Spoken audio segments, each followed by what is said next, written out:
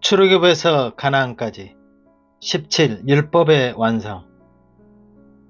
이웃사랑에 대해서는 요한일서 4장 20절에 누구든지 하나님을 사랑하노라 하고 그 형제를 미워하면 이는 거짓말하는 자니 보는 바 그 형제를 사랑치 아니하는 자가 보지 못하는 바 하나님을 사랑할 수 없느니라 라고 했습니다. 그리스도인들이 실생활에서 가장 많이 부딪힐 수 있는 문제점이 바로 이 미움에 관한 갈등일 것입니다.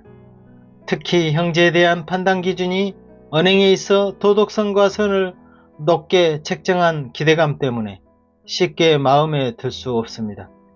그래서 어떤 말이나 행동에 대해 분노하고 자존심을 건드는 일에 용납할 수 없는 미움이 발동합니다. 특히 신앙적 부분에서 잘 맞지 않는 분야에는 상대를 무시하고 증오까지 하게 됩니다. 미움이 발동하면 이것이 잘못인 줄 알면서도 내 정당성을 내려놓기 힘들 뿐더러 아예 상대방을 만나려고도 하지 않습니다. 이는 거의 100%가 타 형제에게 잘못이 있다고 생각하고 또 그런 불의 때문에 자신의 정당성이 합당하다 느끼기 때문일 것입니다. 물론 상처를 주는 형제에게 솔직한 심정을 거리낌 없이 토로하여 미리 갈등을 예방하는 것도 중요합니다. 그러나 그렇다고 근본적 미움 치유가 해결되기는 어려울 것입니다. 다시금 상대는 나를 실망하게 할 것이고 그 언행으로 하여 나는 또다시 불쾌감과 미움이 재발할 것이니까요. 형제 사랑은 곧 그리스도 사랑과 연결됩니다. 그렇다면 무엇이 문제일까요? 나를 돌아보겠지만 쉽게 답은 내려지지 않을 것입니다. 먼저 내가 상대방에게 실망과 좌절을 느껴 미워하게 되는 것은 상대방에 대한 기대 심리가 있기 때문일 것입니다. 그렇다면 육의 본질, 즉 하나님의 법에 굴복지 아니할 뿐 아니라 할 수도 없는 이 육신이란 세상 어떤 누구와도 같을 수밖에 없다는 사실에 먼저 동의해야 합니다. 그러니까 우리는 누구나 육의 본질인 재성을 가지고 있기에 하나님 앞에 율법적으로 어느 누구도 의롭다함을 받을 수 없는 존재입니다. 상대방이 거듭났다고 해도 내가 거듭났다고 해도 근본 육신은 육의 본질을 벗어날 수 없다는 사실입니다. 육신을 영처럼 완전히 내가 개조해버릴 수 있다면 하나님이 필요 없을 것입니다. 나는 완벽한 사람이 되어 율법을 완전히 지켜낼 것입니다. 그러나 우리는 죽을 때까지 육의 본질을 완전히 탈피하기 힘들기에 나 역시도 그리스도께서 오신 은혜를 찬미하며 그분의 사랑을 다시금 되새기곤 합니다. 남의 흠을 보기 전에 나의 들보를 깨닫기 위해 먼저 율법의 거울 앞에 놓고 자신을 점검합니다. 나의 재성과 형제의 재성, 그리고 하나님을 믿지 않고 사는 사람들의 재성이 하등 다를 바 없음을 인정해야 합니다. 육은 육이므로 율법과 양심 앞에 누구나 정죄될 수밖에 없다는 사실을 말입니다. 우리의 의는 인간적으로 조금 많고 덜할 뿐 그 본질 자체에 있어서 하나님 보시기에는 다 부정한 것입니다. 단지 그리스도 안에서 용서를 받아 마음의 변화로 남에게 흠이 되지 않는 사람이 되도록 다듬어 갈 뿐 같은 육의 본질을 가지고 있음은 틀림없습니다. 죄 있는 자가 먼저 돌로 치라는 주님의 질책은 여전히 지금도 유효합니다. 그러므로 내 육신을 들여다보는 거울인 율법 앞에서 나 자신이 얼마나 큰 죄인인가를 시시각각 알려줍니다. 그리하여 그 죄된 육의 속성을 그리스도 사랑으로 다시 채우고 상대방에게 그 사랑 안에서 미움을 털어버리게 됩니다. 즉 내가 상대방을 사랑하는 힘이 있는 것이 아니라 그리스도가 율법 앞에선 이 죄인마저 용서해 주신 그 사랑을 받아들여 미움을 지우고 사랑을 조금씩 베풀 수 있다는 이야기입니다. 그러므로 사랑은 그리스도에게서 나고 그 사랑은 곧 율법의 완성이라는 것을 차츰 깨닫게 하십니다. 나는 율법의 틀 안에서 시시각각 나를 정죄하곤 합니다. 모든 말씀에 비추어 보면서 나를 최선의 경지로 살아가고자 할 때마다 나 자신이 더 더럽다는 것을 깨닫습니다. 먹고 싶고 놀고 싶고 즐기고 싶은 모든 것을 통제해 볼 때 나는 내 속에 강하게 저항하는 또 다른 나를 발견할 수 있기 때문입니다. 내 행동 역시 정당하다 싶었는데 남에게는 전혀 다른 불쾌감이나 오해로 남을 실망케 하는 예도 많이 있습니다. 우리는 먼저 남에게 실망감을 주지 않는 행동을 하는 것이 중요합니다. 그러므로 실생활에서 율법은 전혀 동떨어진 것이 아니고 나를 발견하게 하고 나를 정죄하여 그리스도께 무릎 꿇게 하는 인도자가 됩니다. 율법은 내가 얼마나 큰 죄인임을 더 확실하게 깨닫게 합니다. 그래서 저를 불쌍히 여겨주시고 형제를 진정으로 사랑할 수 있게 인도하여 주십시오 라고 기도해야 할 것입니다. 그렇다면 율법을 완성한 사랑이 내게 다가옴을 발견할 것입니다. 내가 남을 사랑하는 것이 아니라 그리스도 사랑을 받아 내가 남을 사랑할 수 있다는 사실을 통해 미움을 정리할 것입니다. 율법은 율법일 뿐입니다. 미워하지 말자, 미워하지 말자 해놓고도 또 미워하게 되면 어떤 계기를 통해 미움이 해결될 수 있습니다.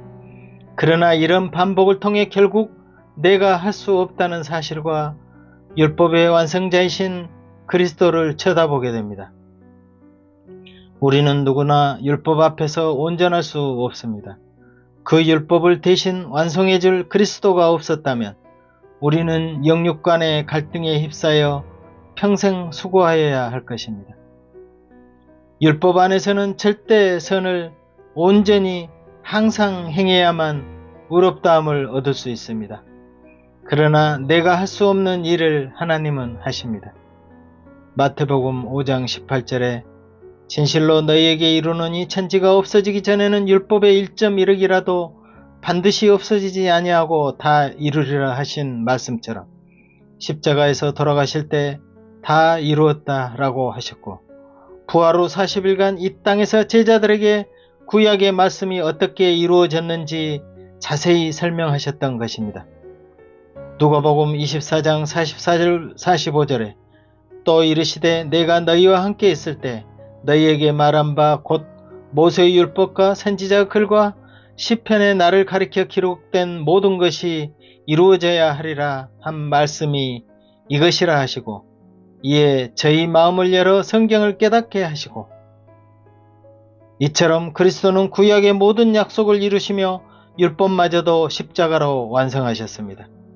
또 사랑은 이웃에게 악을 행치 아니하나니 그러므로 사랑은 율법의 완성이니라 하신 말씀과 같이 율법의 행위는 사랑으로 완성됨을 십자가를 통해 보여주셨습니다.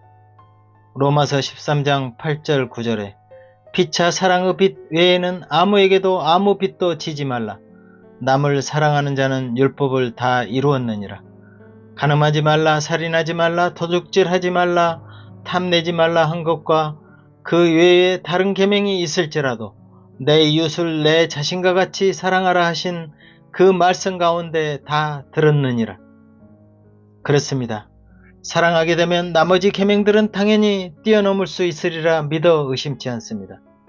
예수님 당시에도 바리새인들이 모여 시험하려고 율법 중에 가장 큰 계명이 무엇인지 물었을 때 예수님께서는 다음과 같이 답변하십니다.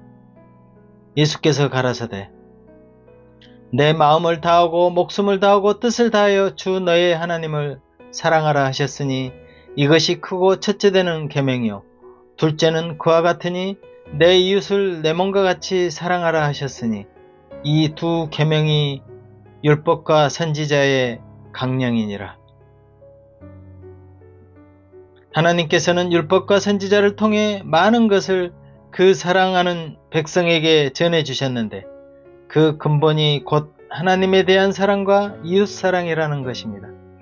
하나님께서는 율법에 이루시고자 하는 것을 예수 그리스도를 통하여 그것을 이루어 완성하셨는데 그 사랑이 우리를 강권하시어 은혜가 넘치게 하십니다.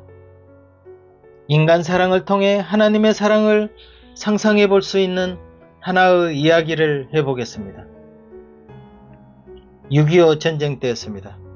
한 미군 병사가 전투 중에 강원도 깊은 골짜기로 후퇴를 하고 있었습니다. 그런데 무슨 이상한 소리가 들려 가만히 들어보니 아이 울음소리였습니다.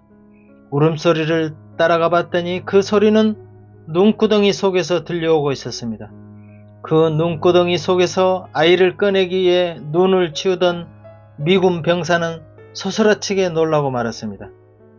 아이를 꼭 껴안은 아이의 어머니는 옷을 하나도 걸치지 않은 채 흰 눈 속에 파묻혀 있었던 것입니다. 피난을 가던 아이의 어머니가 깊은 골짜기에 갇히게 되자 아이를 살리기 위해 자기가 입고 있던 옷을 모두 벗어 아이를 감싸고 아이를 끌어안은 채 얼어 죽고 만 것이었습니다. 그 모습에 감동한 미군 병사는 언 땅을 파 어머니를 묻고 아이의 어머니 품에서 울어대던 갓난아이를 미국으로 데리고 가서 자신의 아이로 키웠습니다. 아이가 자라 청년이 되자 지난날 잊었던 일들을 다 이야기해 주었고 청년은 언 땅에 묻었던 어머니의 산소를 찾았습니다. 이야기 속 어머니를 상상하며 청년은 눈이 수북이 쌓인 무덤 앞에 무릎을 꿇었습니다. 뜨거운 눈물이 볼을 타고 흘러내려 무릎 아래 눈을 녹이기 시작했습니다. 한참 후에야 청년은 자리에서 일어났습니다. 그러더니 입고 있던 옷을 하나씩 벗기 시작했습니다. 마침내 그는 알몸이 되었습니다. 청년은 무덤 위에 쌓인 눈을 두 손으로 정성스레 모두 치워냈습니다. 그런 뒤 청년은 자기가 벗은 옷으로 무덤을 덮어가기 시작했습니다. 마치 어머니께 옷을 입혀드리는 듯 말입니다. 청년은 어머니의 무덤을 모두 자기 옷으로 덮었습니다. 그리고 무덤 위에 쓰러져 통곡합니다. 어머니, 그날 얼마나 추우셨어요. 이런 어머니 사랑보다 더 강한 사랑으로 수많은 사람을 구원하신 그리스도 십자가 사랑이란 또 얼마나 귀한 것입니까? 간음 중에 잡힌 여인 같은 나는 골고다 언덕에서 그 죄악을 대신하여 채찍에 맞고 손발에 못 박아 대신 저주를 감당하신 그 주님을 바라보게 합니다. 요한일서 4장 10절에 사랑은 여기 있으니 우리가 하나님을 사랑한 것이 아니요 오직 하나님이 우리를 사랑하사 우리 죄를 위하여 화목제로 그 아들을 보내셨음이니라. 광야에서 율법을 제대로 지키지 못하여 죽어갔던 그 처참한 저주를 피할 길을 주신 하나님께 감사합니다. 율법을 내가 온전히 지키기도 전에 이미 완성하신 그 사랑이 나를 강권합니다. 우리는 죽기까지 자처한 그리스도를 쳐다보아야 사랑의 충만함을 얻을 수 있습니다. 그 사랑의 충만함으로 나는 남을 사랑할 수 있습니다. 완벽한 사랑은 아니더라도 남을 이해하고 용서하며 나를 희생하여 내어주고 먼저 손을 내밀게 될 것입니다. 우리는 율법 앞에 놓인 자신의 처지를 깨닫고 항상 그리스도 사랑을 되새겨야 한다고 생각합니다. 철저히 자신을 율법과 양심 앞에 드러내어 머리부터 발끝까지 온전히 죄인임을 자백하여 하나님의 은혜로 채워야 할 것입니다. 달은 빛나는 태양빛을 받아 밤에도 어두운 세상을 밝힙니다.